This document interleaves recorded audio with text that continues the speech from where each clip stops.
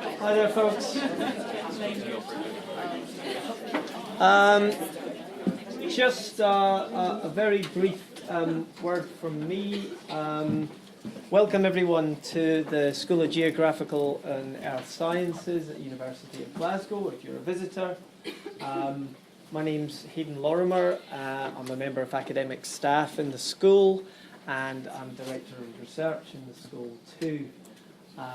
This afternoon is a very special occasion, and the special quality of it, Heather will tell us about in a moment.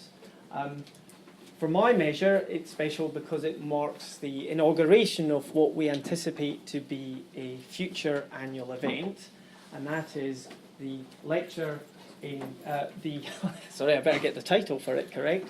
It'll be the annual Women in Geographical and Earth Science lecture within the school.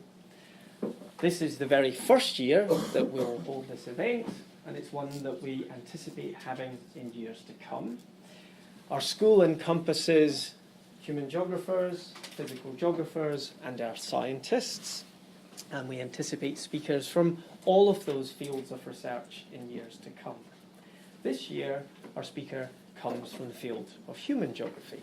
And at that point, I will close and hand over to Heather McLean, who is ESRC-funded research fellow in our school at the moment, and Heather will introduce our speaker. Thank you, Heather. Thank you, Heather. Okay, so I'm very excited to introduce Professor Katherine Gibson today. For decades, Professor Gibson's work has gone against the dominant grain, and her work is the inspiration for my current research project with community organizations. In particular, her writing with the late Julie Graham set economic geography on an exciting and very different path. With the pen name of J.K. Gibson Graham, they wrote The End of Capitalism as We Knew It and Post-Capitalist Politics. So both books seek to move past what they see as a capitalocentrism that dominates economic geography. So performative and playful, she, and I'm saying she because J.K. Gibson Graham identified as a she decentered the masculinist ideal of the singular research expert, the masculinist theorist. And she continually approached projects with a curious stance that is comfortable with unknowability and taking time working with communities in very praxis-oriented projects. So she is also drawn from political economy, post-structuralism, feminism, and queer theory to seek spaces of possibility and world building. So these texts continually destabilize hegemonic economic geography by investigating the wide range of economic practices that can coexist within given institutions. So this includes care work, sharing economies, unpaid labor. So she writes, the project of making history is never a distant one, but always right here on the borders of our sensing, thinking, feeling, and moving bodies. So I also urge you to read J.K. Gibson's 2013 book, Take Back the Economy. This is a book I recommend to all the community groups that I've been working with in my project.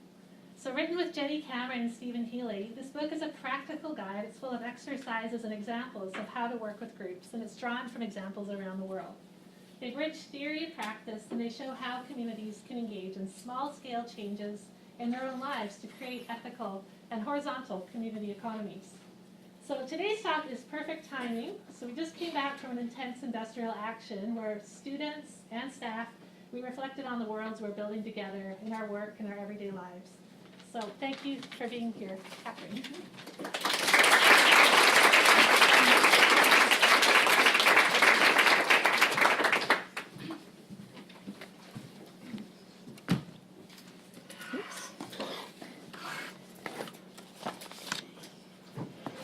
Well, thanks very much, Heather, for the invitation to come to Glasgow and to participate in the workshops that we're going to do tomorrow, which I think some of you might also be at. And also thanks to the Geography Department for the invitation to come and do the inaugural Women in Geographical and Earth Science lecture. It's kind of quite an honour. And I am a human geographer, but I did put my time in, 3 years of geology and so on, so I kind of can cross over to be a bit of a earth science lecturer too. We'll come to questions of earth science actually towards the end of this talk. But today I want to really talk a little bit about how feminism and feminist thinking has informed the kind of work I do and the kind of work that Julie and I have done for many years. But first of all, I want to just dedicate this lecture to a wonderful woman who I only learnt of just in the last few days, Marielle Franco, who is a woman, the first gay black woman councillor at Rio de Janeiro's City Council, born and bred in the favela, and someone who has been a champion for the kinds of community economies that take place in favelas in places like Rio. And she was summarily sort of assassinated just a few days ago. And this is the kind of thing that's happening a lot at the moment in many countries in Latin America where incredibly interesting activists are suffering. So I learnt about her from a woman I just visited a workshop with in London who runs an NGO called Catalyst Communities, which is all based in the favelas in Rio. And I was able to find out more about her. If you want to Google, you'll find more about this story. But she's an amazing woman, and I thought it would be a good, on this inaugural lecture, to dedicate this lecture to her memory. I think she'll probably go down as someone who will ignite a whole set of, she already has many demonstrations, but she's a kind of a bit of a Martin Luther King character in the context in which she's come. Okay, so as I said, feminism has really informed a lot of the work that I've done in economic geography to try and reshape, I think, the way in which we think of the economy. And this image always struck me as a great one to kind of represent what feminism does. Feminism really is a social movement, a political movement that has taken the question of reframing and reframing women very centrally. It's produced a very different discourse of what it is to be a woman. It's also brought all the hidden histories or her stories to light of the way in which women have held up half the world. And of course, feminism's liberated women to take many different roles, especially roles in the economy, but also roles in the political life and in civic life. And it's prompted, and I think this is what I'm really interested in, it's prompted new philosophies, ways of thinking about the world, ones that put care and life and interconnection centre stage. And that's had a dramatic impact on kind of more masculinist ways of thinking. So what I want to do in this lecture is draw and introduce you to three of the kind of thinking strategies that feminism has taught me and that we've used in the kind of work that we do to take back the economy. And for those of you who know anything about feminist political history, the Take Back the Night movement was a very famous movement that is still done. Women to take back the right to walk at night freely in safety. And even though we don't really, in some ways people say, oh, well, how can you take back something that you've never really had? Well, it's kind of a bit of a slip, but Take Back the Economy is really, again, trying to reframe the economy as something we're all part of, and we have a role in making and making different. Okay, so I want to talk about reframing, queering, and caring, and they're the kind of three sections that I'll talk about. And the first one is reframing. This is a very familiar image that you probably anyone that's done psychology or art history or anything is familiar with. When you look at that image, what do you see? Do you see a vase or do you see two faces? So you can see one and you see something comes to the front and the other goes to the back, or you can shift the figure ground shift and the opposite comes to the fore and goes to the background. So this is what reframing is really about. It's about saying let's look at things in a different light. And the way that we've taken that kind of approach, that thinking strategy, is to try and rethink or reconfigure what we see as our economy, because mostly, when we think about it, we see that what is represented as the economy is what's called a capitalist economy. An economy in which everybody is supposed to work for a wage, we're supposed to produce commodities that are exchanged in markets, where private property enterprises are the leading edge kind of organisational forms of the economy, where private property is preserved and is seen as the only way to approach property. It's seen as the dynamic kind of centre of technological innovation and inventiveness and entrepreneurialism. So this kind of actually vision of a machinic economy is named capitalism, is very key to the ways in which we think about the economy, the way in which it's presented to us on the nightly news, whether it's in the financial report or the report from the Dow Jones, etc. And it's very hard to dislodge this conception. In fact, most people would argue that we live in a capitalist world and a capitalist country. And it's very hard to, when you really start to challenge that, to get people say, well, no, maybe not. But for many social theorists, there is no outside to capitalism. And that's the thing that Julie and I in our work tried to reframe, tried to challenge. And of course, feminists have been challenging this vision of economy in many different ways over the decades.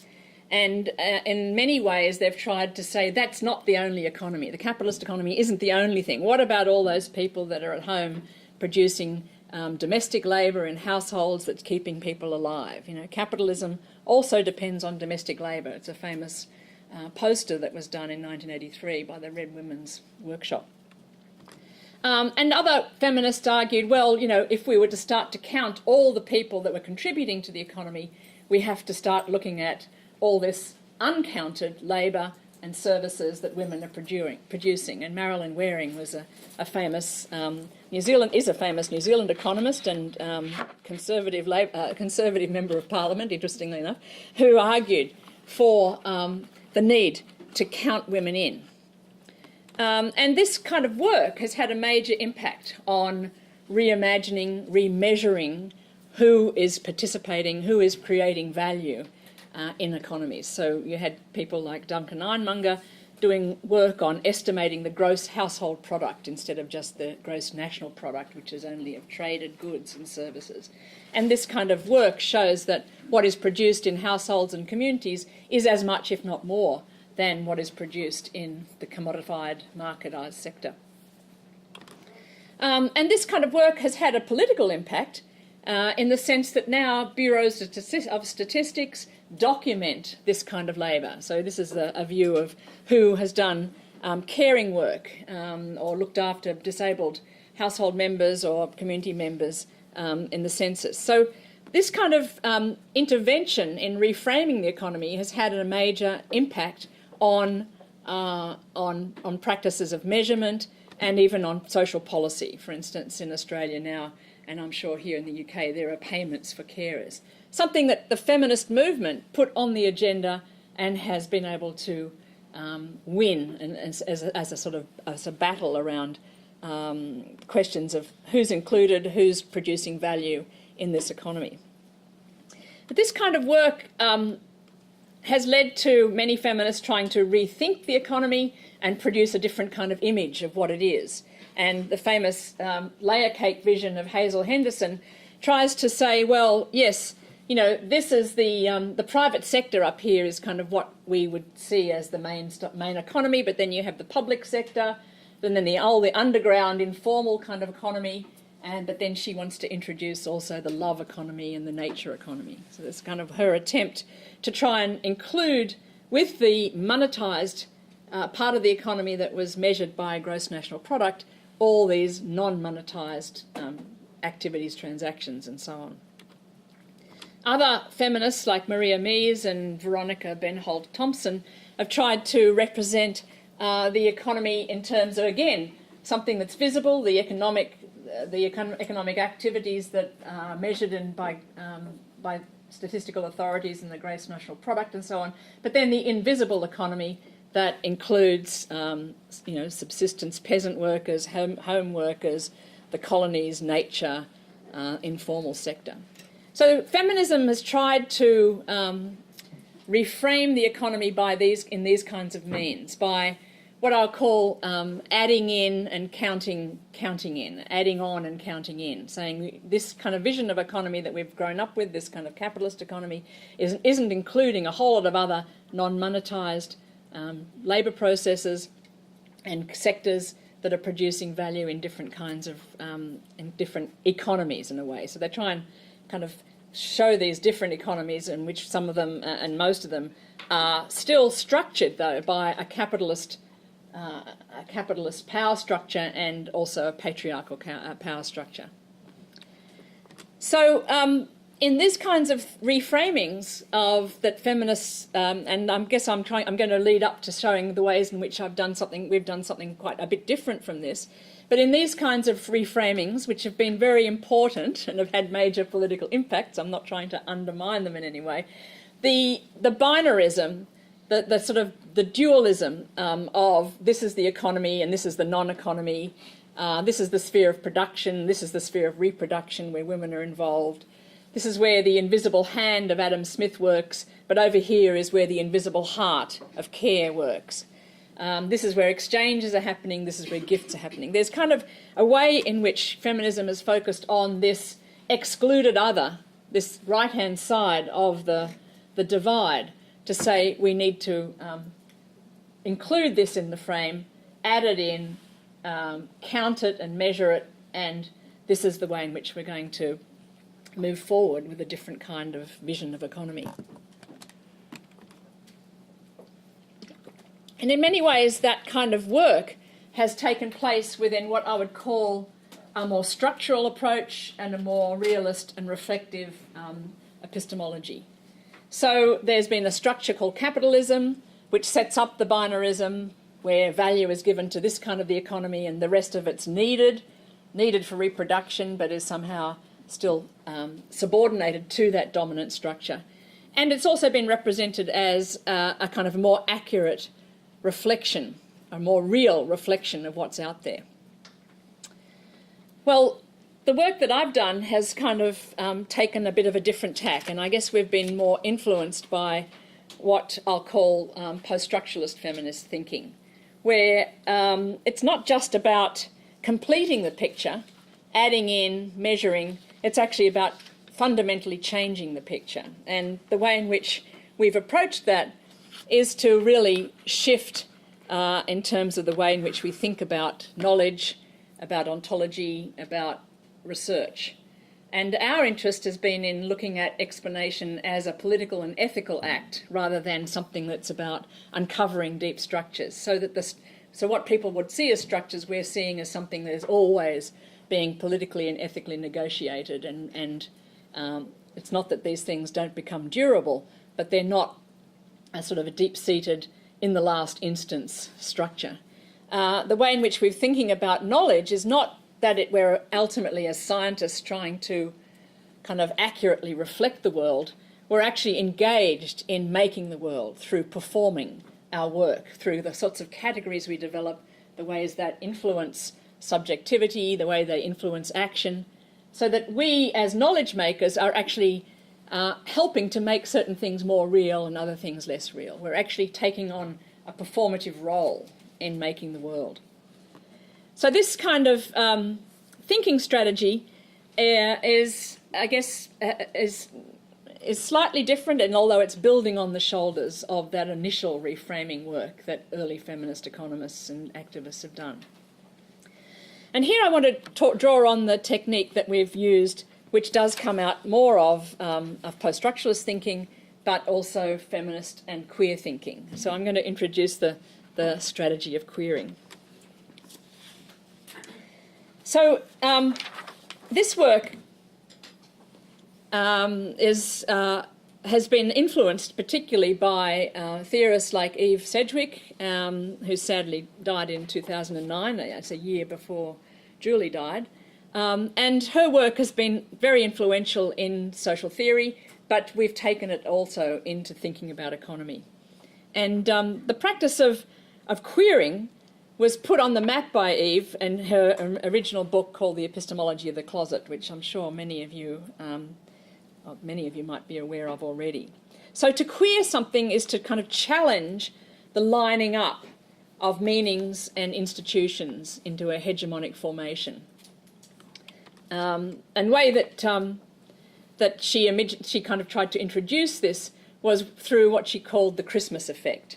She writes about how once a year at Christmas, religion, the state, capital, ideology, domesticity, discourses of power and legitimacy all kind of line up with each other and very neatly. And I'll just read here from her writings, because I think it's a good way of getting over this notion of what we're up against when we think about hegemonic formations. She says, the depressing thing about the Christmas season is that it's the time when all the institutions are speaking with one voice.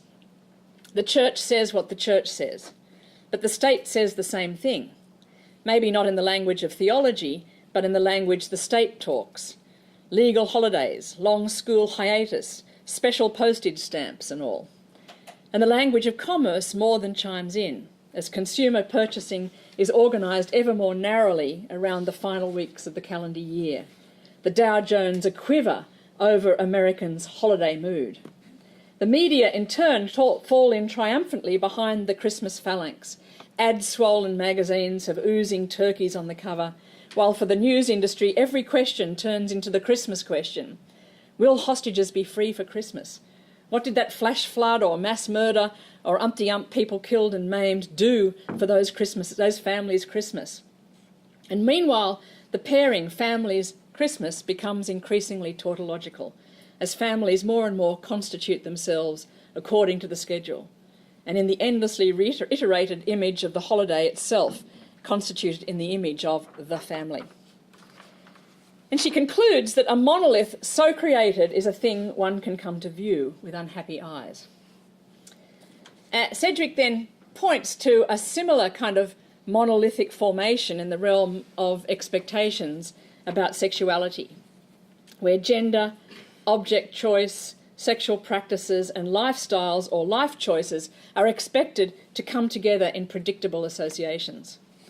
And this set of expectations, which counters and yet constrains the sexual experience of so many, is not just the occasion of seasonal distress, as she writes. It's a source of lifelong oppression, a matter of survival, and a painful constrictor of sexual possibility, if not of desire.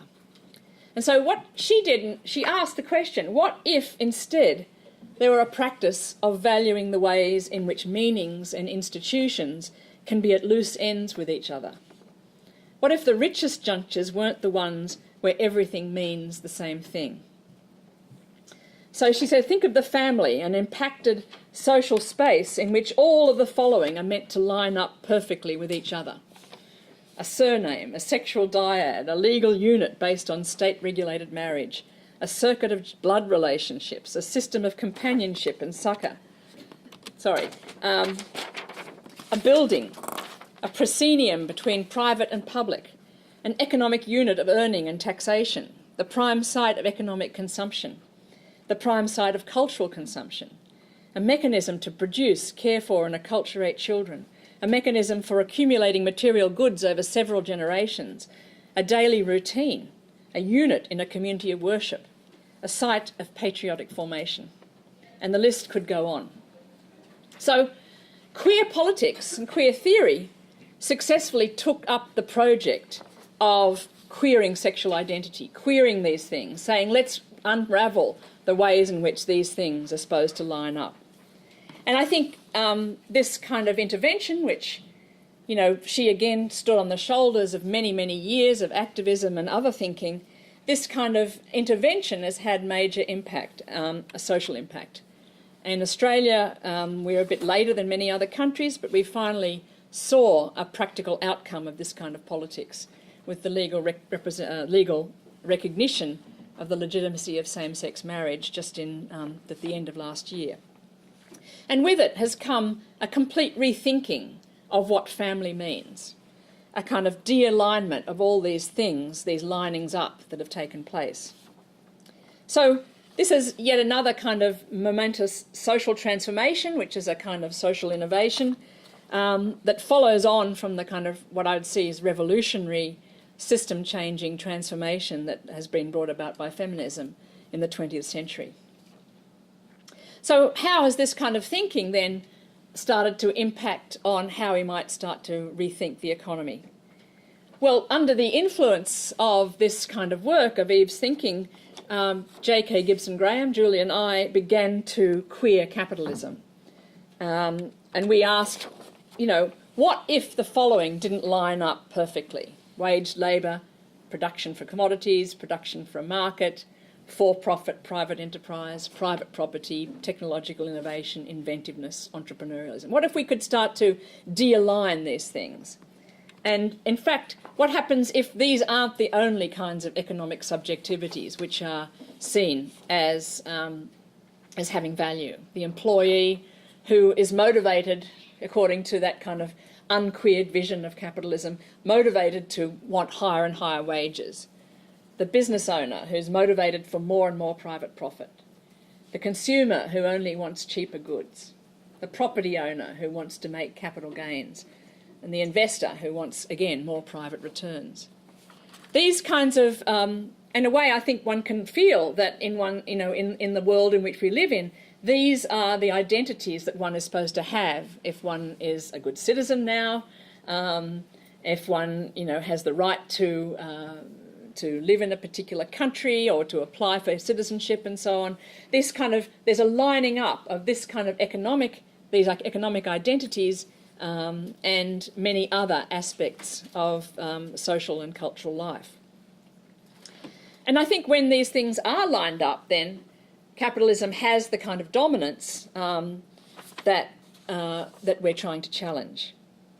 As I said, these economic subjectivities are restricted to a very narrow set of roles and motivations.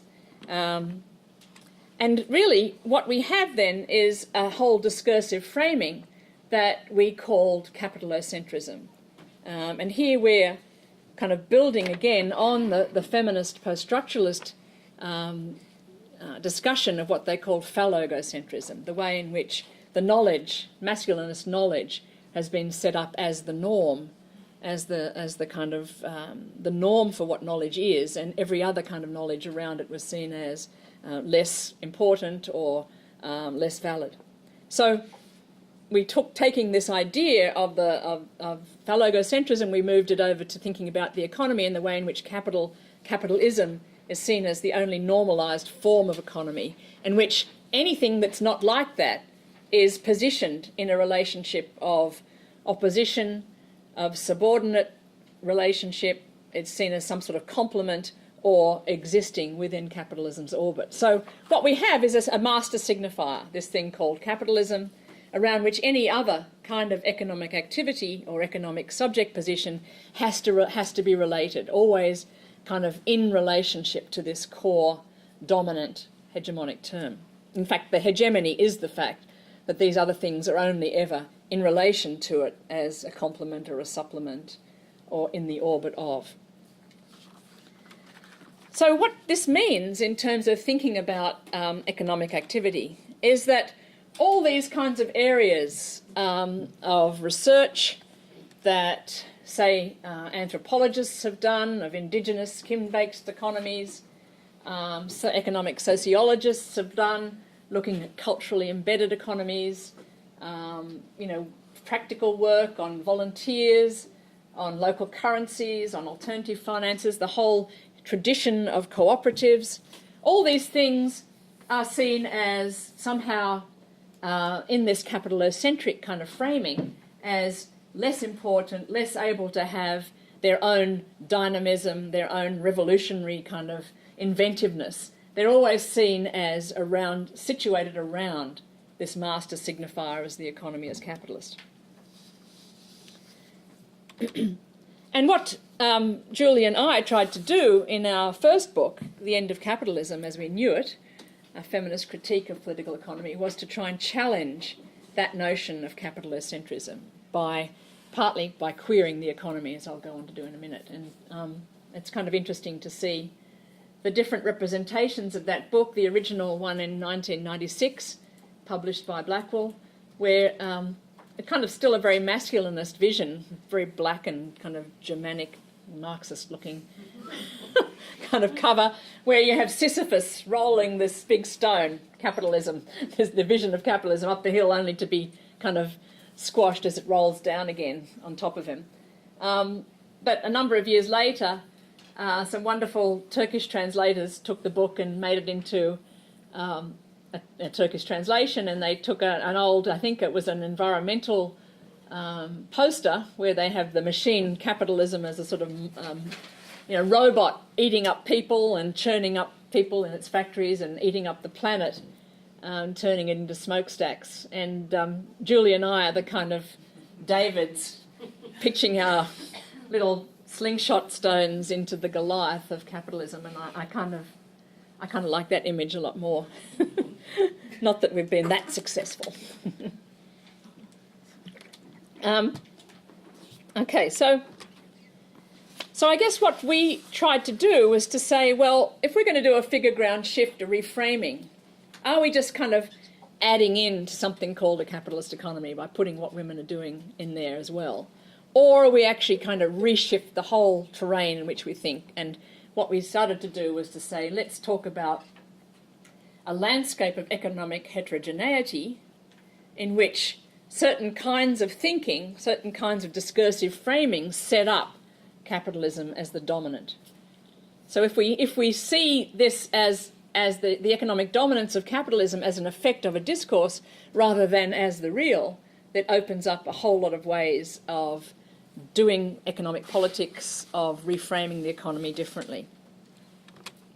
And one of the ways that we started to do that, it has resonances with the work that I just showed you before, but I think we've tried to use this iceberg image in a slightly different way. What we have is the kind of recognised economy again, wage labour, production and markets of commodities, capitalist firms, but underneath the waterline is a kind of chaos of all sorts of activities that are taking place in households, in communities, in farms, in underground economies, in cooperatives and so on. And this image of the iceberg economy, where many people would see themselves as somewhat connected to something up the top there, but also doing many things down here in many different kind of subject positions, has been a really important image in the kind of action research we've done with many people. In work in the Pacific, the iceberg has become a floating coconut instead. And here, this was an attempt to try and just map on the different work that women and men do in a Melanesian economy, where very few people are engaged in any wage labour or any formal market activities, but everybody is involved in creating well-being through all sorts of non-monetised or quasi-monetised and reciprocal relationships. And that image was used again to start to think about gender equity, starting from the point of view of all the different activities that women and men are doing to keep a society afloat. And I'm not sure whether Ailey's here or not, but Ailey's an artist practitioner and an activist who has used the iceberg as a 3D image, which is a great thing. Here, I think in Glasgow, to get people thinking about what other kind of activities they're involved in as a way of starting to rethink economies at a local level. And here we have the 3D iceberg, which I'd love to actually see in real life. Other people have taken the same idea of the iceberg to start to use it in different contexts. And another artist colleague has used it to build up a drinks cabinet where we have the kind of drinks you buy in the supermarket and the kinds of drinks that are being made by communities using a whole range of economic practices such as volunteering and gleaning and foraging and so on. And a whole community group has started what they call company drinks. It's making new drinks out of those kinds of activities.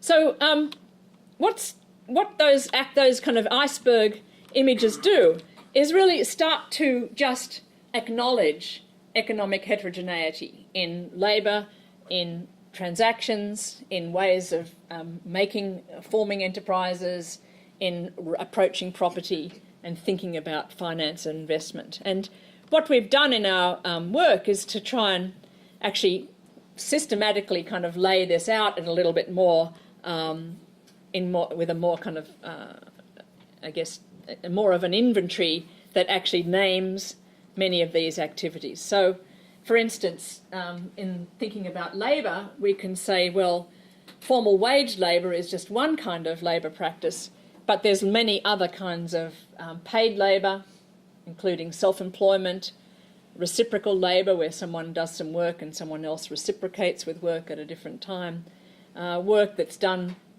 for in-kind payment or for some kind of work for welfare. And then there's a whole lot of ways in which labour is done that's unpaid, in households, in volunteering, in self-provisioning, making your own food. And also, of course, unpaid labour is expended in slave economies or in slave labour processes. So this inventory practice, which is really taking what's in the iceberg and kind of just lining it up in new under these headings, isn't to say this is what we want. It's something that maps out the kinds of activities we might think are good, but also ones that are actually still we might think are quite detrimental and bad. So it's really, again, just trying to do a kind of neutral inventorying of the variety and heterogeneity of economic practices. So when it comes to thinking about transactions, we can see there are the formal market, and even then we could go into looking at all the diversity up there in those blue boxes too, which I won't do right now, but we're trying to just show all the other kinds of activities that aren't informal markets, such as fair trade relationships, alternative currencies, underground markets, and then all the non-market transactions that still are present and add value or help people survive: household sharing, gift giving, hunting, fishing, gleaning, theft.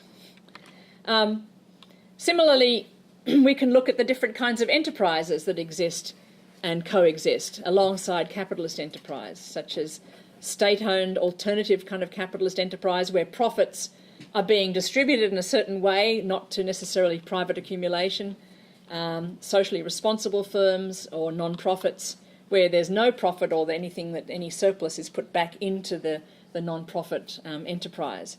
And of course, many non-capitalist enterprises such as worker cooperatives, sole proprietorship, which is self-employment, which is probably the primary form of business enterprise the world over. Community enterprise, feudal enterprise, slave enterprise.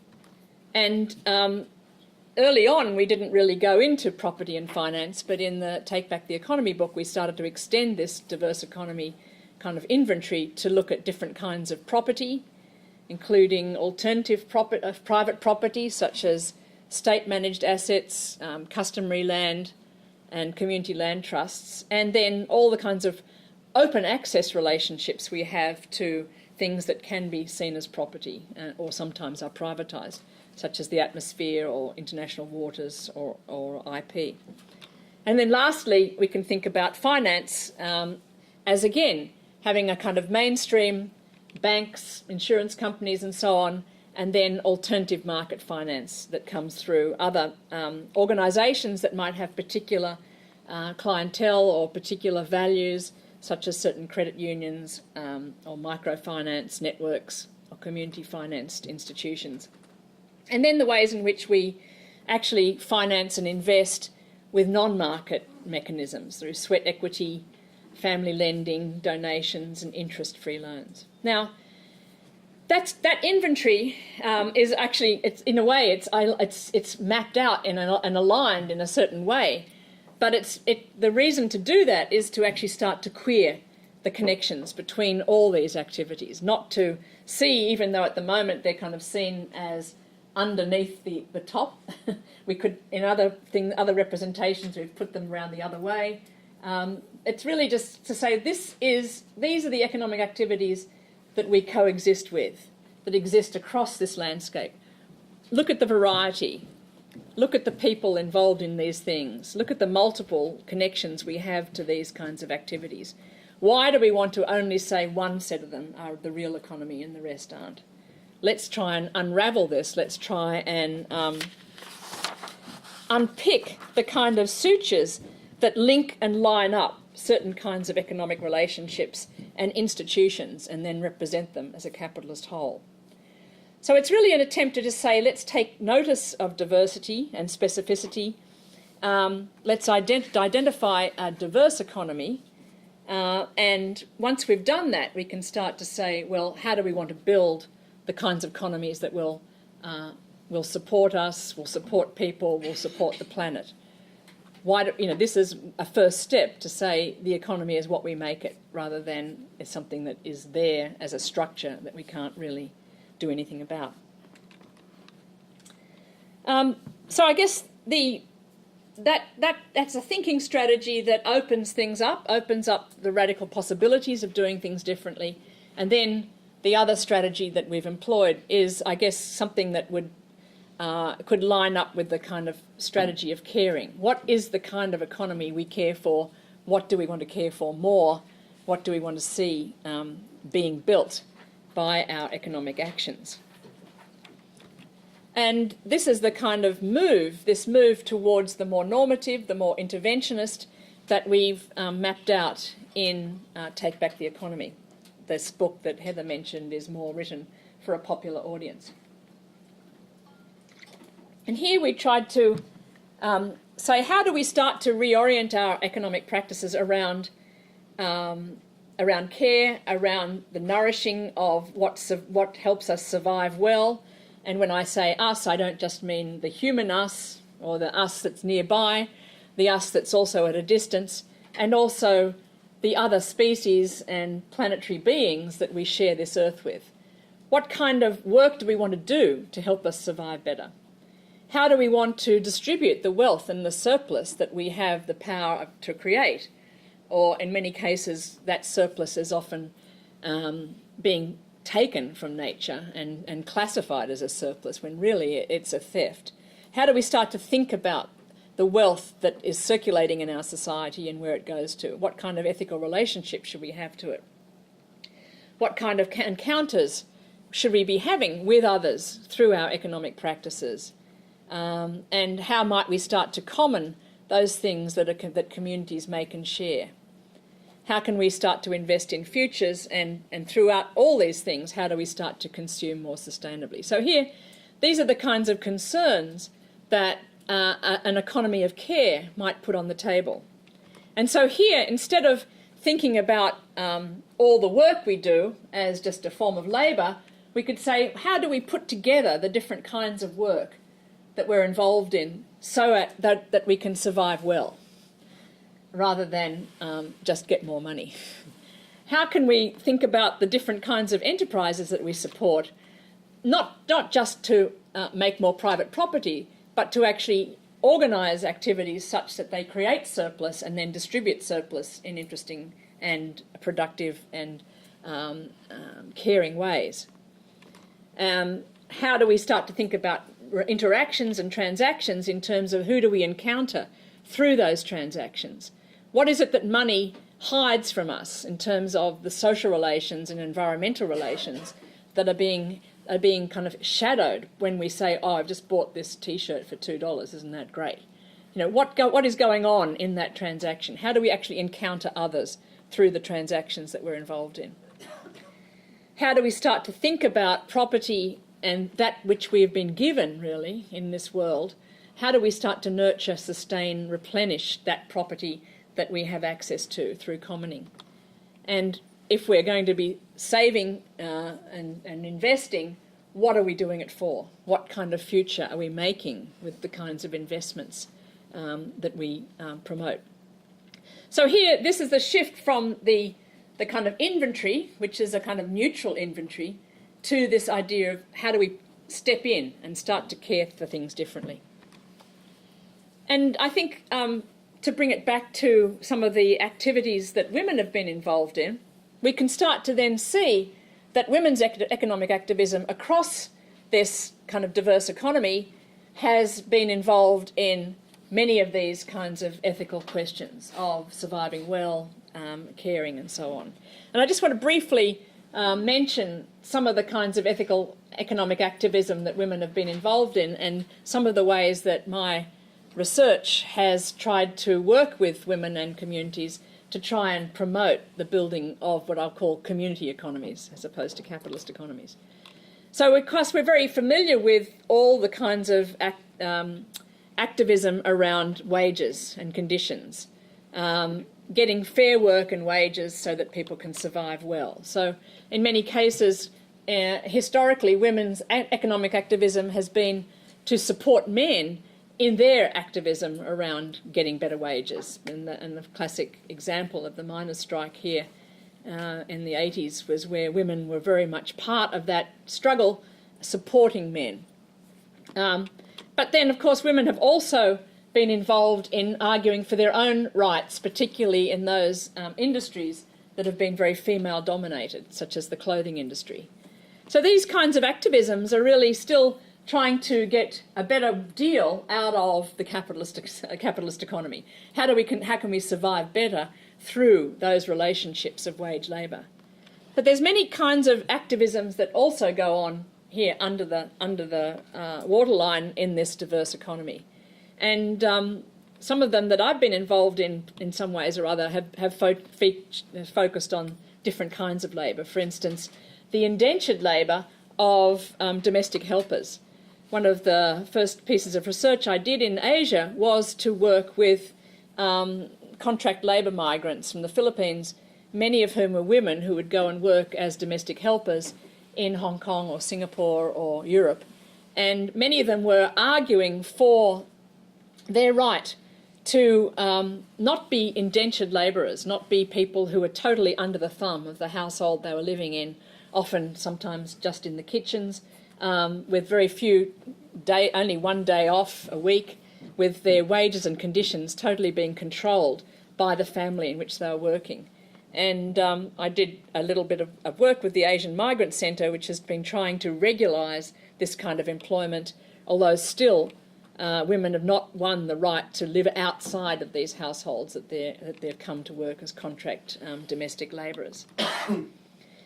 But there's also been work by women to try and work within that kind of area of self-employment to increase their conditions of living and that of their family.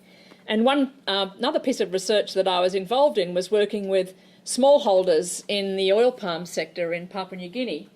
All over the world, farming families, all the members of the family contribute to the sort of self-employment, if you like, of the small farmer. But very often the income of those businesses, small businesses, is commandeered and controlled by the man, and in many cases fritters away, such that women have very little to live on. And this is the case, had been the case in this industry, very problematic industry, of course, the oil palm industry in Papua New Guinea. But these are the piles of harvest that the family would get paid for, but the money would go straight to the man. And this project I was involved in was called the Loose Fruit Mama Project, where the company decided, realised that if they wanted to get more productivity, it would be better to separate out and pay women separately for collecting the loose fruit that falls off when the big palm bunches fall to the ground. And this fruit has actually got more rich oil qualities. And they introduced a different payment system so that this is a relatively happy woman who is now going to get her own money separate from that of her husband. And of course, as usual in many countries, that the money that the women gets spent on household items, mattresses, cooking equipment and so on, that feeds straight into improved well-being. So this is a kind of activism around self-employment. But there's also been activism around trying to diversify enterprise and get involved in new forms of enterprise in which the surplus that's generated will circulate back to the community rather than be privately appropriated. And one of the other projects I've been involved in was an action research project working with community groups in the Philippines to develop community-based enterprises, and this particular one was run by women farmers who realised they had ginger in their community that was going to waste because there wasn't a market for raw ginger, and so they formed their own social enterprise or community enterprise to make this ginger tea using the boiling it down, pulverising it, boiling it down. And what they did was then use their economic practices that they were already involved in, forms of reciprocal labour exchange that they used in their farming practices, the patronage networks that they had in their communities to sell the product. They used barter and in-kind payment to get the production going. They were given access to a local premises by the local government as a kind of commons. And they then were able to produce this income, which they both used for themselves to improve their health, get new glasses, but also put back into the community. And particularly, they were very interested in trying to create more jobs for young women, so those women didn't have to just go and work as domestic helpers like many women in rural communities in the Philippines do. They go overseas, their children are being raised by other people. So these older women were saying, let's start to generate new enterprises that can generate value in this community and actually increase products for the community and try and stop this flow of labour away.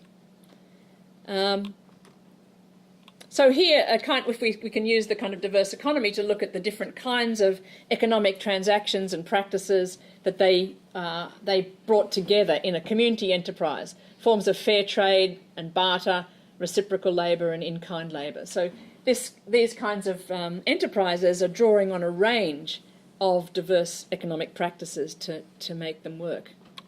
And lastly, that was very small scale. In India, there's the great example of SEWA, the Self-Employed Women's Association, that has also set up businesses, particularly this not-for-profit craft business, which is now producing clothing for the international market. All the workers, something like 15,000 households, are involved in this cooperative, and all the workers are shareholders. So it's a formal cooperative where the value that's created and the profits that are created are shared by women in that enterprise. So they're tapping into a global market as a worker cooperative. Again, here we can see this kind of queering. They're not just constrained to the local, they're in an international market, they're being paid cooperators' wages, and they're distributing surplus into their community through the well-being that's being created in that business. So the kind of diverse economy, queering of the economy opens up then us to think about all sorts of economic experiments where activities aren't lining up, and the ways in which we might think about them then is to kind of challenge the kinds of judgments we bring to bear on many of these kinds of experiments.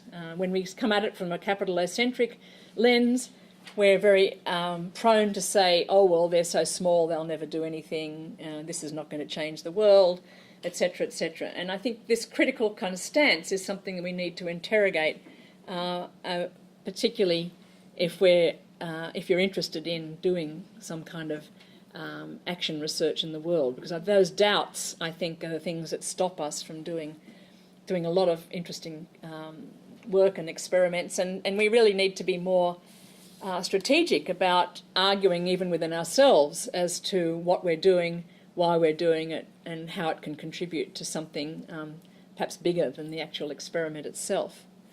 And I think, just to end, the current challenges that we're facing really ask us to do this work.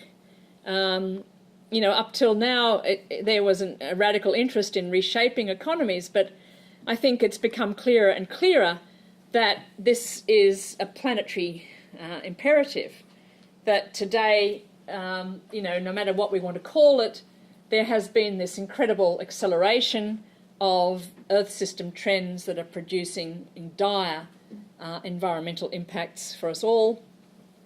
And the socio-economic trends that have contributed to them are creating not well-being, but more and more inequality. And this is the famous Piketty's graph that shows, yes, for a while, economic redistribution was helping inequality get less. But now it's getting more and more. So we've got two major issues at hand. We have the planetary challenges of climate change and the huge challenges of increasing inequality in both developed countries, so-called developed countries such as these ones, but across the world. So, when Val Plumwood wrote these words in 2008, also not that long before she died, she was an Australian eco-feminist philosopher, she was thinking more about the ecological crisis, but I think we have to add in this crisis of inequality as well. And she said, if our species doesn't survive the ecological crisis, it'll probably be due to our failure to imagine and work out new ways to live with the earth, to rework ourselves and our high energy, high consumption and hyper-instrumental societies adaptively. She said, we'll go onwards in a different mode of humanity or not at all. And I think, for me, feminism really has something to say here, because not only does it help us to reframe the economy, to queer the economy, to care for things, to open up opportunities for care, it also very much creates ways of being an embodied subject in a different way. There is a way in which when we start to rethink economies, we also start to rethink subjectivity. And we start to think, what is community? And particularly these days, it's not just human communities that we're involved in. Of course, it's always been, but we're much more conscious now of the multi-species communities that we are part and parcel of. So a different mode of humanity indeed is what is being called for, and I think what many people are trying to experiment with. And this means for us, the challenge is doing work on community economies is how do we bring together these ethical concerns of surviving well, of distributing surplus, of ethically encountering others, of commoning, of investing in futures and consuming sustainably into a kind of integrated mix. And I think that's one of the challenges that we're facing at the moment. How do we theorise that when so much of our theory is tied into these mechanistic visions of economy and logics and so on? And I guess all I can do is think about the kinds of practices where community economies are being forged, and one of them I was just visiting with yesterday or the day before. I talked about the company drinks group, and I met up with some of these people in this picture who are called the Happy Hoppers from Dagenham. These are people who as children went with their parents, usually their mothers, and travelled from East London, where their parents were involved in factory work, over to Kent to pick hops during the summer months. This was a change of scene for the women. It was a way of having a break, but of course earning money. And the children often helped, but also lived in these camps. And it was this period of green, open space and a gay abandon in some ways, although it was often purely for the money. And they had these wonderful memories of this experience. And since Katherine Boehm, working with them, has tapped into those memories, but also has got them involved in all sorts of practices of foraging and gleaning around London, around Dagenham and in Kent, to start to make their own drinks. So they have now a whole enterprise that makes company drinks, their cordials and sodas and so on, that is kind of starting to put together a range of activities, a range of places, and building a different kinds of relationship between people who once saw themselves as retired or no longer in the economy. They're still very much involved in this new kind of community economy experiment around East London. And lastly, I'll just mention another example of a kind of more integrated community economy that's being developed in Korea. Recently, Jenny, Stephen and I were able to travel on, funded by an Antipode Foundation grant, to do workshops in the three contexts where the Take Back the Economy has been translated. One was to South Korea. I went to South Korea, Jenny went to Finland, and Stephen went to Colombia. So the book's now in Spanish, Colombian and Finnish. Weird connection of languages. Go figure. I don't know why. But anyway, Turns out in South Korea there's a very active social economy, and the book that was translated a while ago has been used by people in, for instance, the Mapo People's House to rethink how they're going to start to organise their local economy. And we had a workshop starting to map out all the connections that this Mapo People's House has started to build. And here, this is a very large city where, through the Mapo People's House, these organisations all come to interact, including a food co-op with 7,000 members, a solidarity labour union co-op in the healthcare industry of 1,300 members, a new co-op that was set up partly in response to reading Take Back the Economy and thinking about how might we, what's the niche in this community? And one of the niches was the fact that many single people who have pets had no one to look after their pets when they went away. And so they started not just a veterinarian service, but a way in which all the people are members of this co-op will then look after each other's pets. So it's a kind of way of connecting otherwise rather isolated single individuals in a very big city like Seoul. So it's not just a vet hospital, it's kind of a social network. They also set up a community interest corporation to do with buying certain kinds of products, financial counselling, a few co-ops, cafes, and a childcare cooperative. And the workshop we had, this is the vet co-op and the Goodbye Interest Corporation, the kind of logos that they designed. And they also have started a community currency with, you can see the actual note, which is very much like a proper note, and the local market now, most of the traders in this market will accept this community currency. So it's a way that this local market is also helping to fight back against supermarketisation that's taking place in this particular area of Seoul. And this is our attempt to start to map out all the connections that were taking place both within the Mapo People's House, but also the way in which these activities were supporting activities outside in the more formal economy. So rather than seeing this as the periphery, the Mapo People's House was seeing themselves as actually supporting many activities that were also happening out in the kind of formal economy. And this needs to be rewritten, redrawn, and re-theorised now, I think, as a way of strengthening this alternative kind of representation of what an economy might be. And I think I will probably finish there, because that probably gives you a sense, I think, of how different kinds of feminist thinking has been deployed in the projects that I've been involved in, and be interested in comments and questions. Thanks.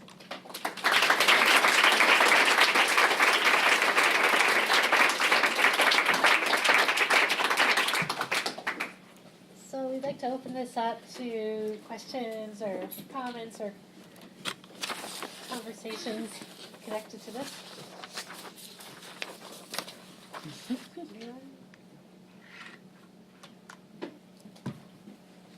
Yes. I was just interested in the ways in which you work with communities and do this kind of alternative representations of the work, the diverse work that's taking place. Do you find yourself really kind of constantly trying to use particular spatial logics that do connect the site-specific, the small scale, the body, with that kind of planetary, the planetary scale, if you like, and do you engage regularly in a kind of species talk, if you like, both addressing those kind of... what talk, sorry? Species talk. You were talking there about humanity and the kinds of things we need to do. Yeah. And I wonder if those are the kind of spatial logics at work, actively at work, in the work that you do with communities in order to, I suppose, help revision what's at stake. Well, I guess in a way, I think I've come reasonably late to the multi-species kind of work, and so a lot of the action research I was showing there was done perhaps before Take Back the Economy was written, which is where I think we've started to deal with this more. And so I haven't been involved in the same kind of community-based action research using that kind of, with those kinds of conversations. I haven't myself.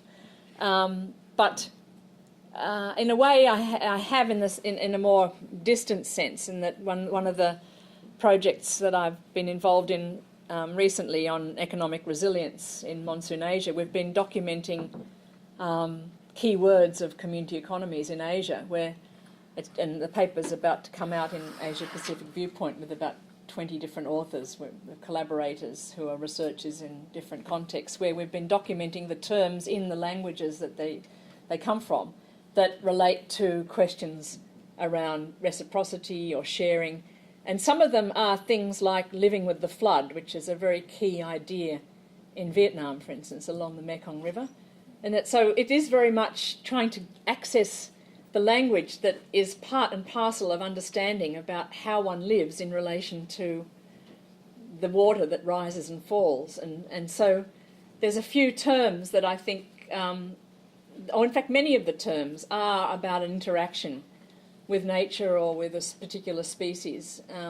So we're starting to get to it through that mechanism, but to take that back into the community and talk about that with people as a way of reconfiguring community economies or local economies, I haven't done that yet, and I think it would be a great thing to try and do, because I think it is key to many people, and to try and do that in a more westernised context is difficult, but I think one of the ways there to do it is probably more through the embodied, impact of things like pollution. I mean, the area that I did a lot of action research in Australia was in Victoria, in big coal mining areas that are electricity generation sites, and where there was a lot of retrenchment around 2000, and we did a project there with retrenched workers and young unemployed people and single mothers.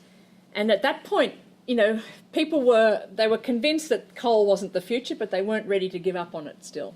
And so it was very hard to kind of start to talk about alternative people as the resource here, or the natural in world other than coal as being the centre of this economy.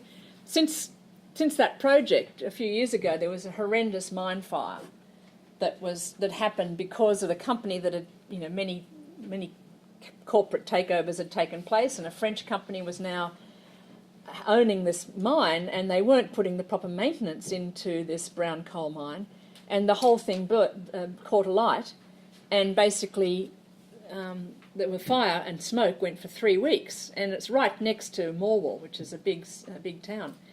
And now there's this, and the people were just told by the politicians, move to your holiday house. Well, people didn't have holiday houses, They were stuck there, and they were breathing this stuff for 3 weeks. It was really through mismanagement, etc.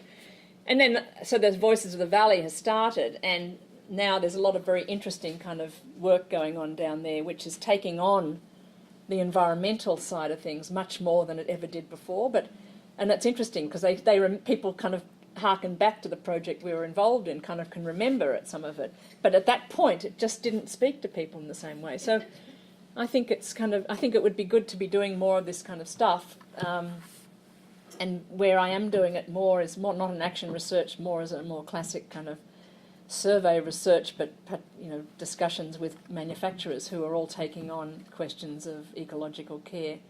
But yeah, I think and the people that are doing it more, I think, are people in environmental humanities who are engaged with other communities where they're. But I think it would be good to try and do. So unfortunately, not yet. Yeah, but great question.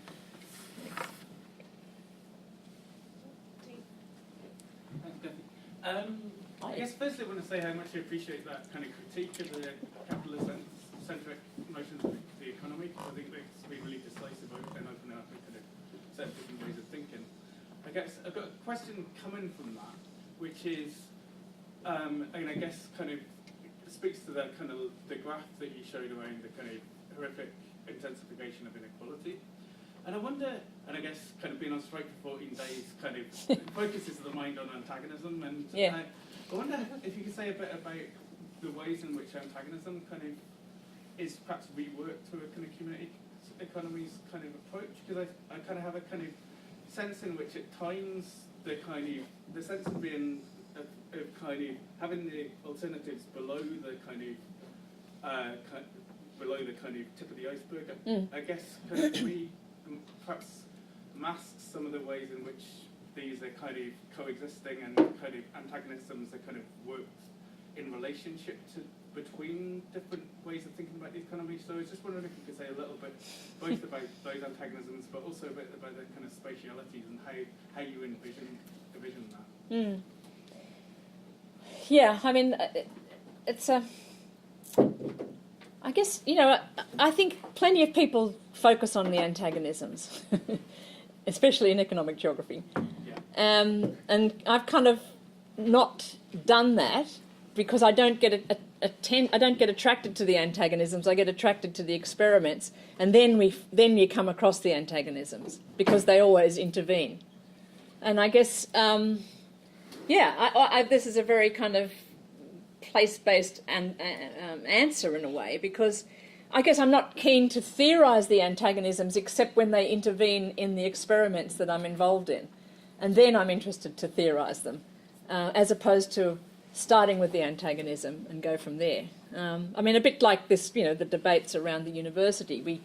I was in Durham last week, and so I couldn't do any of the formal activities, but we did have a lot of group discussions around the economy and around the university, and of course it was classic. It was classic thing. You sit around and talk about everything that's wrong with the university, the needs and solutions and the needs and problems, and we could get more and more exercised around all the things and the neoliberalisation of the university, all these things, and then it was very hard to shift into what are the assets we still have to work with here to start to build a different collegial environment, or an environment that's going to help us, you know, produce education in a way that's different. And so, and I could see that it was very hard for people to shift register, and this is classic what happens in communities as well. You immediately start on all the things, all the antagonisms, all the barriers, and then it really stops any kind of attempt to, not stops, but it really helps to undermine the ability to start to think things differently. So, but it's not to say that then you can just think those other things away in any way, shape or form. But it's how do you tap into the creativity that comes from sitting with what, I mean, you know, it's the horrible language, but the kind of assets that you have, which is as opposed to the needs and problems. But I mean, one example comes to mind is the group of people I've been involved with in Paris who set up a wonderful commoning project in one of the suburbs of Paris, the Urban project, where they had an agro-cité, a sort of community garden, but also urban agriculture. They had a recycling kind of activity in another site, all within. And then they were going to have social housing. So it was going to be an integrated, alternative kind of urbanism. You know, the Recycle Lab was built half on roads, because they're saying in the future we're not going to use so much roads. Let's try and reclaim them and so on. So they got this funding, and they got the council was all part of and parcel of it. And they had 5 or 6 years, incredible activities. You know, really in this very multicultural kind of outer suburb area with towers, blocks around, and this place had become a hub. And overnight, the change of government with all the municipalities went right in Paris. And the new mayor's husband was a property developer, and she just said, no, we want that site for a car park. And they took it to court, and they couldn't change it over months and months of struggle. And the whole thing had been built, their architects, to be to be undone. That was part of their deal, to sort of build something that you could also undo quickly. So they have, and of course what's happened is multiple municipalities around Paris all want it. And they all want what they did there. So that's an example where, that antagonism closed something down, but in a kind of rhizomatic way, it allowed for all these other things to take place all around. So, yeah, and I guess that's the way I would try and approach antagonism, is to see it as a provocation for something else that proliferates, not for the closing down or the ending of something that has a creative potential. But that's a kind of abstract answer. But thanks for the question.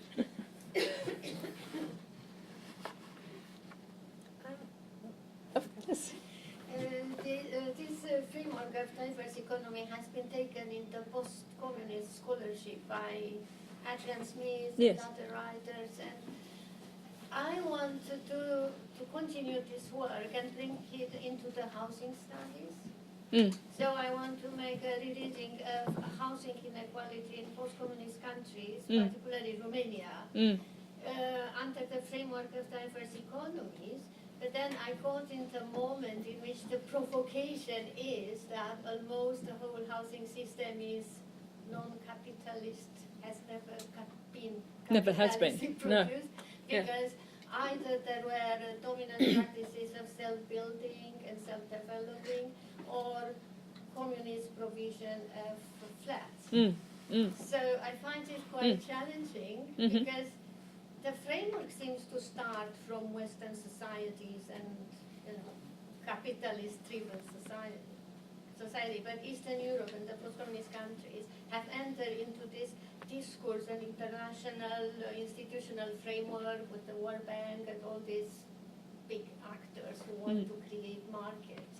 But would you feel comfortable in using this framework in just documenting the size of diverse economy into housing without any actual research or,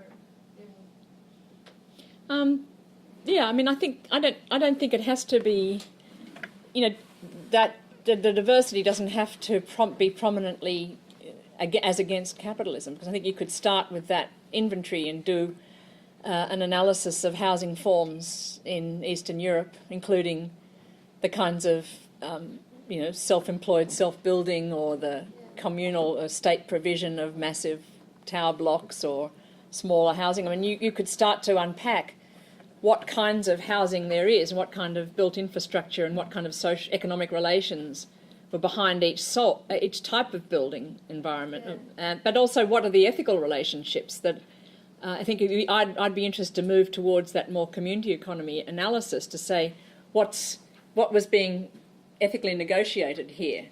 Like clearly in the housing blocks there was some negotiation of access to poorer people, but there was also the provision of bigger apartments to party officials, and there was all sorts of graft going on there that wasn't equitable. At the same time that a lot of the small housing self-employment might have still had some farming associated with it, for instance, where there was a relationship with a commons even in some of the villages. So I'd be interested to try and unpack those relationships more, just beyond the classic inventory of diversity. My focus really want to be on inequality, like what kind of practices, what kind of inequalities produce. Yeah. But also perhaps what kinds of distributional patterns that were something you might think of something worth keeping, Yeah. Oh, well. Very interesting. And I just was at this workshop on informal economies, which is where I met Teresa, who introduced me to the Marielle Franco I started the lecture with. And her analysis of the housing structure in favelas is quite interesting, because she's arguing that they are much more sustainable in so many ways than the things that they're being torn down for and replaced with. So she has a whole analysis of the kind of community economy, economic and ecological relationships that have been built up through these sometimes 100-year-old so-called squatter settlements that are very well established now with plumbing and all this other stuff. So it is a different model of urbanism. And it's one of those great thought experiments, was to say, what if you set that up as the urban and the other as the anomaly? Where would we go by supporting that kind of activity? So it's an very interesting area. Yeah. Yeah. Chris has got a question. Hi, thanks very much indeed. I really enjoyed that. I want to talk about lists and inventories. Yes. Because often they're seen as, I suppose, perhaps quite low level, not the wonderful, great intellectual enterprise we should be about. But what I think you're doing in such a nice way is querying lists and inventories. In fact, when you gave a talk way back in 2012 at the IBG conference in Edinburgh, we talked about the inventorying, I think, of the commons, particularly in peoples and places. You could inventory the various ways in which they make their commons. I think I wrote down in my mind, it's like queer inventory. Because I think you're opening up the sort of the possibilities, what it means to create lists, to create inventories, in that post-structuralist spirit of gathering, but then of multiplying, of proliferating, and so that you're enabling us to get to the point where we're saying not that the whole is more than the sum of the parts, which you might say if you've got economy and you've got all those bits together that somehow add up to create the whole as the economy. Rather, you're saying that the whole is less than the sum of the parts. Because you've got all of those different parts in inventorying, you're bringing in a kind of excess, all senses of other possibilities. And I just get this really exciting feeling by that very act of bringing all these different possibilities together, like you did at the end of the talk, you multiplied all of these possibilities. You were like bringing an excess that resists any simple systematisation, any simple sense of this is the economy that we have to work on. No, here are all of these diverse possibilities upon which we must try and think about and work upon and respond to at once. So in a sense it's not really a question, it's just a comment. I just really love the way I think that you're creating a queer way of working with lists and inventories that does something generative and generous in the process. Yeah, that's great. Thanks.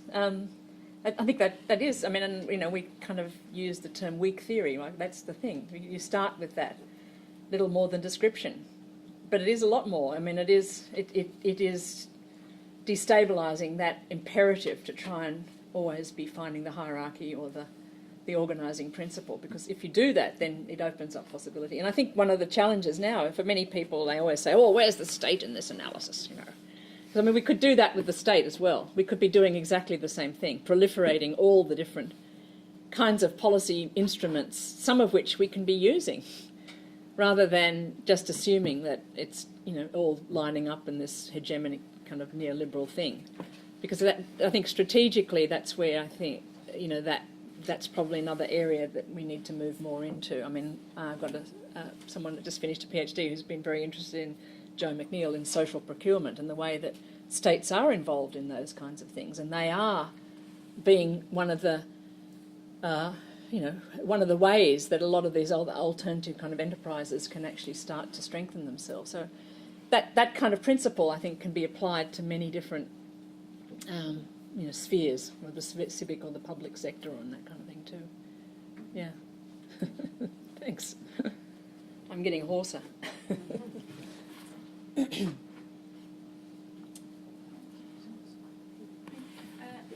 this question kind of relates to what you were just saying about the state.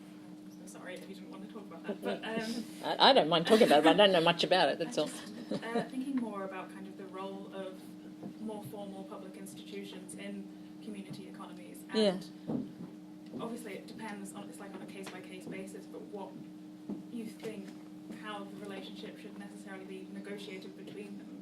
I'm thinking of like a personal example. I helped to run a food co-op, and we rely on the goodwill of the university to give us space and stuff, but at the same time we try and push back as much as possible, and we occupy spaces that aren't meant to be used by us as much as we can, just to distribute our food. And I kind of thought, what do we need to be trying to queer those relationships as well between like community economies and the public sector, or do we want to try and strengthen those? Well, I mean, I guess you've already kind of anticipated my answer. It'll probably be on a case-by-case basis. To what extent those state spaces can be common to some extent? Where is it that citizens can actually have a role in that public sector to have a say over how that the public is being administered or being used? So much of our public sector is so divorced from citizens that it's become this other. So you can easily line it up with capitalism then, whereas in fact, it is supposed to be a place where the commonwealth is discussed and dispersed, and people are supposed to have some relationship to it. So the thing, to my mind, is to find those places where the state is open to that kind of thing. In the very small places it might be. It could be local government, it could be some kind of welfare authority or whatever, or housing, like some of the big housing authorities here that have opened up to smaller, like interventions where the tenants themselves run the maintenance and all this kind of stuff. So it's really a matter of, doing again that kind of inventory of where there are ways in which commoning can really actively take place, rather than that giving over to the big brother, the role that you then distribute to the rest of us. And I think what we're seeing is an attempt to try and take back the state to some extent, in as many places as we can. And that would be the kind of place I'd start, I suppose. And the university, is in one of those other interesting kind of sites where, it's hard to know what role we as colleagues in it are really playing. I mean, clearly that's something that's been really negotiated in the last few weeks here. But it's that fine-tuned, thick description kind of work that needs to be done in order to then open up a space, I think, for intervention, rather than going to the knee. It's very easy to go to the knee-jerk kind of things line up this way analysis. And it's harder to do the other, because it always seems like you're trying to make something out of nothing. But I'd encourage you to do it. Yeah, but thanks for the question.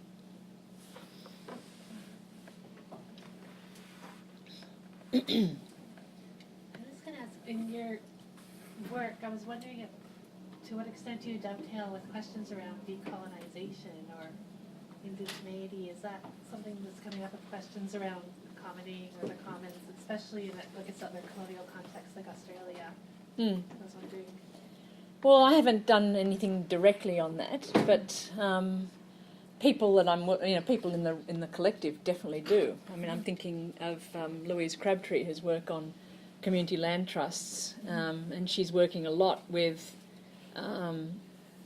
groups in Central Australia, Aboriginal groups, where the town councils have been set up amongst people who squat in the riverbeds and so on. And, they've been doing this for generations and generations. And so to what extent can a community land trust help to regularise some of those relationships or not? And so I think people in the network are doing more work than I am on those kinds of questions.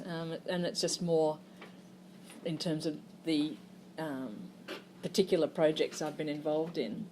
I haven't had indirect kind of work in that area, I suppose, yeah. I mean, interestingly, one of the cases in our manufacturing project is a case where many of the workers in the social enterprise are Indigenous, and particularly just people who've just come out of prison, and it's particularly focused on that cohort because they're so marginalised in the economy. But that's very much an urban environment. So I'm not sure how to explore other questions of indigeneity in that context. But it's definitely an open area, and there's certainly a lot of interesting work going on in remote Aboriginal communities around rethinking of economy and what role they have in. I mean, I think the work of John Altman and so on in Australia, who is working on these kinds of questions, and I think we could do more on that if we had more people. Yeah, I was thinking my work was more and more Indigenous, like art and fashion social enterprise groups in Winnipeg, in Toronto, Vancouver. It seems like there's a new Centre for Indigenous Enterprise at Ryerson University. It's interesting, to watch those questions opening up. Yeah, well, there's definitely a big Indigenous entrepreneurial kind of push, but often in a quite business-oriented way.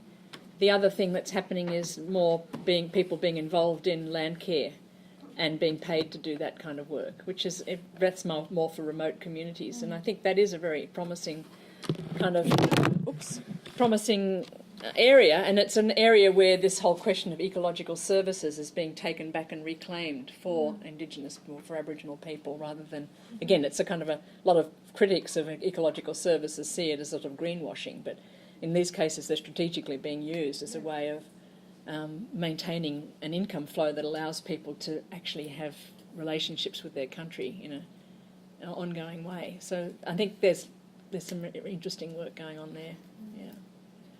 Other questions?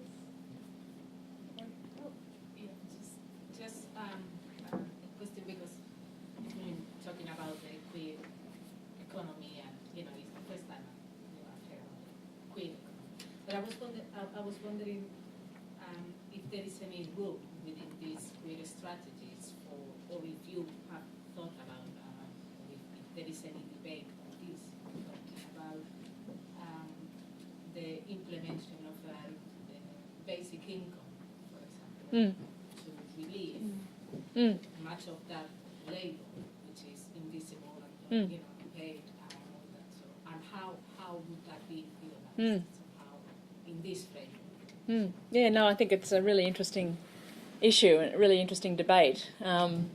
We had a session, I think two conferences ago at the AAG with James Ferguson, who's written this book, Give a Man a Fish, which is a lot about the way that the basic income grant of some kind is function or could function in Southern Africa, where 95% of young people will never probably get a formal job.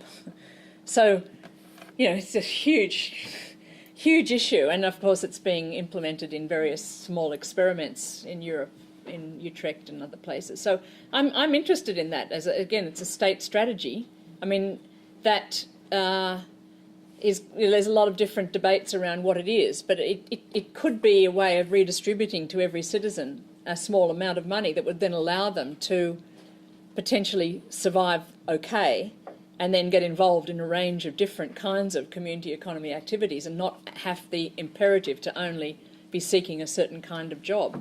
So it could be quite innovative, but it's also many places it's being introduced as a kind of quasi welfare payment just to the marginalised, not universalised. So it obviously needs a lot of more thinking and more debate, and of course also more thinking about how it would be funded, and also how you would ever get a population to agree to it. I mean, when you've got voters voting for Brexit, for instance, how on earth you would ever get people to vote that everybody in this society would be entitled, every person, not even every citizen, every person would be entitled to a basic income.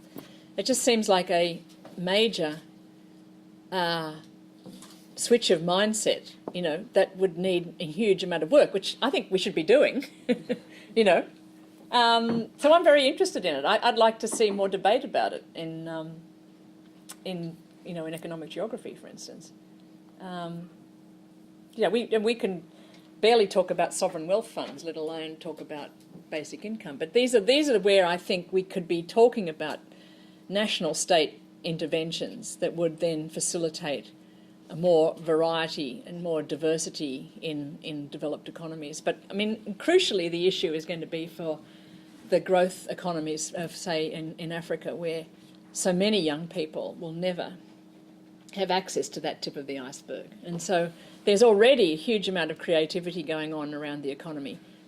Yeah. To me, the interesting thing about the basic income is that, well, as you said, it would give the chance to develop other forms of labour, other forms of contributions to the community, which are not, this sort of not only back-paid jobs, but useless jobs. Yeah. Which actually is a waste of time. Yeah.